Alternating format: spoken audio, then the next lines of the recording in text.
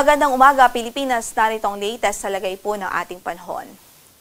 Apektado ngayon ng amihan ng extreme northern Luzon, kaya't magdudulot ito ng maulap na papawurin at mataas na tsansa ng mga pagulan ngayon sa Batanes at Cagayan Province. Kaya sa mga kababayan natin doon, huwag kong kalimutang magdala ng payong o mga pananggalang sa ulan. Sa araw na ito, saan man po ang inyong lakad.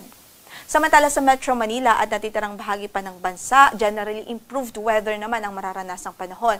So maaliwalas naman ang ating papawurin, liban na lamang po sa mga localized at mga biglaang at bigdagli ang pagbuhos ng ulan, lalong-lalo na po sa hapon at gabi.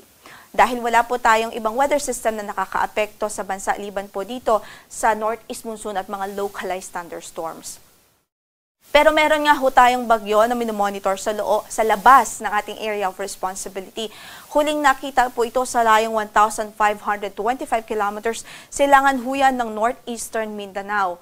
At ngayon nga po, malayo pa naman ito at wala pa namang direct effect sa anumang bahagi ng ating kalupaan.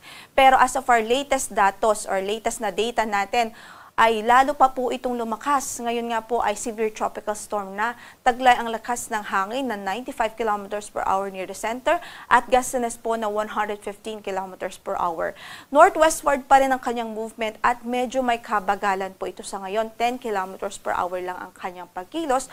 Kung kaya't mas mataas po yung tsansa na mas lumakas pa po ito, makahugot pa po ng lakas habang nasa karagatan po ito sa mga susunod na oras at araw. Based na rin nga po sa track na ipinalabas po ng Pag-asa ngayong 5 a.m. na Tropical Cyclone Advisory, makikita nga po natin na generally northwestward ang kanyang magiging movement sa mga susunod na oras at araw at pwede pong pumasok ito sa ating area of responsibility by Friday midnight, mamaya hong midnight o kaya naman ay bukas ng umaga o Saturday morning. At once na pumasok po ito sa ating papangalanan po natin itong si Bagyong Uwan. Yan po ang kanyang magiging domestic name or local name.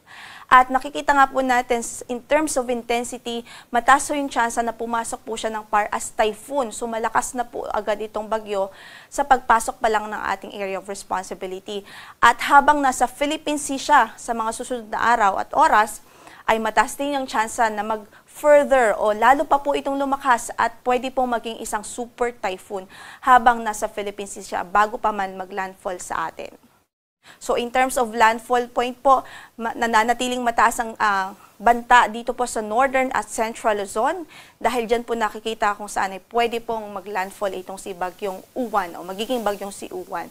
Pero kailangan po nating alalahanin na as long as nakapaloob po ang inyong lugar sa tinatawag po nating probability cone, ay ibig sabihin posible pa rin hong dumaan sa inyo ang sentro mismo ng magiging Bagyong si Uwan.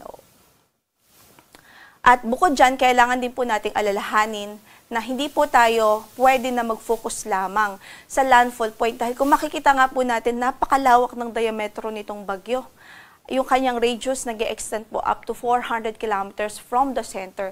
So kung ipoproject po natin ito habang lumalapit sa ating landmass, halos buong Luzon at malaking bahagi ng Visayas ang apektado nitong bagyo. So expect po natin, meron tayong itataas na mga signal sa halos buong Luzon at malaking bahagi ng Visayas sa mga susunod na araw. At magtataas po tayo ng signal as early as mamaya o kaya naman ay bukas ng umaga sa eastern section ho ng Luzon at eastern section ng Visayas. Kaya't patuloy tayong mag-antabay sa magiging updates ng Pag-asa, matinding paghahanda ang ating iminumungkahi sa ating mga kababayan, lalong-lalo na sa magiging maapektuhan ng mga lugar.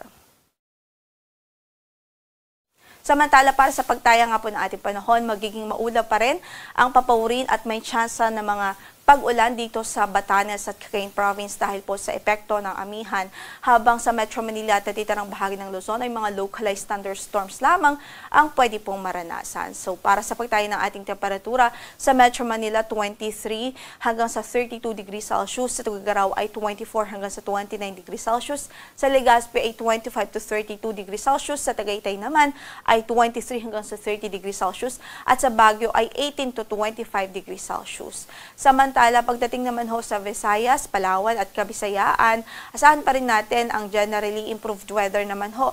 May mga isolated lang na mga pag-ulan, posibleng mga panandali ang buhos, especially po sa hapon at gabi. Sa pagtayo ng ating temperatura sa Cebu, 24 to 31 degrees Celsius, 26 to 32 degrees Celsius naman sa Iloilo, 26 to 32 sa Tacloban, 25 to 32 sa Puerto Princesa, 25 to 32 sa Kalayaan Islands, sa Cagayan de Oro ay 25 to 31 degrees Celsius, sa Davao ay 25 to 33 degrees Celsius, habang sa Zamboanga ay 24 to 33 degrees Celsius.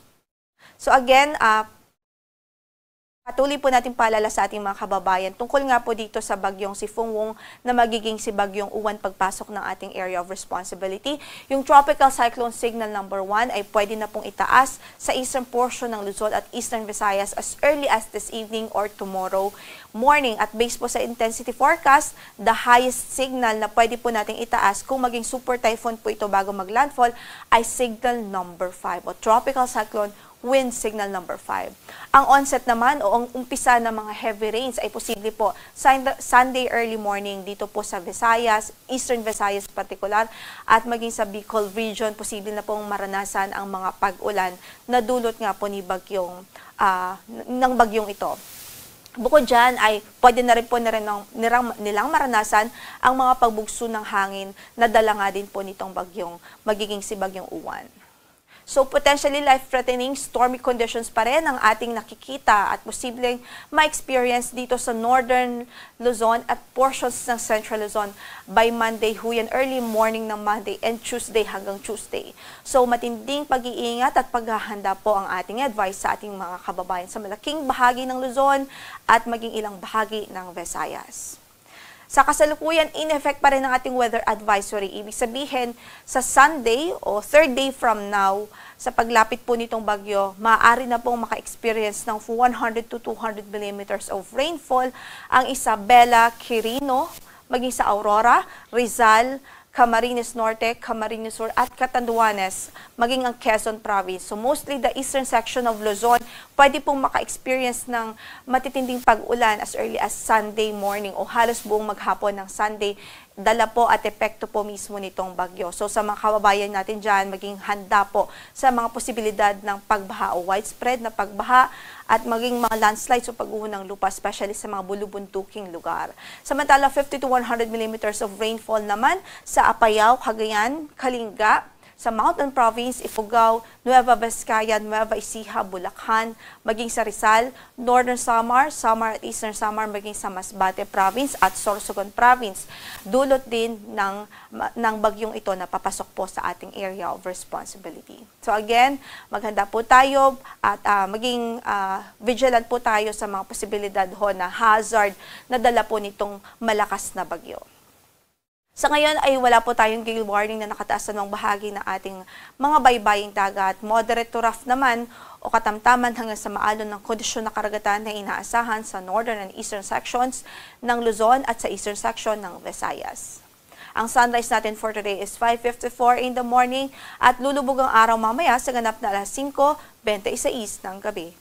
Ito po si Lori de la Cruz Galicia. Magandang umaga po.